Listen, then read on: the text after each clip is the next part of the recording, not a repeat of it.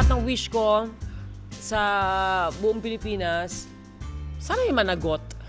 Ano to? Ganto-ganto na lang, te. Bayad kami ng bayad ng tax sa demonyo, tapos ganyan. Hoy! Pag nakita ko sa travel ko, sinasabi, pepekto ko siya. Pepekto sa ko kayo, day. Natanggal na. Sorry. Ang aking Christmas wish to myself ay, I hope I like it. Kung naman. More travel, more labad. Ang dami, no? Kasi, paano makag-travel kung hindi ako mag-trabaho, di ba?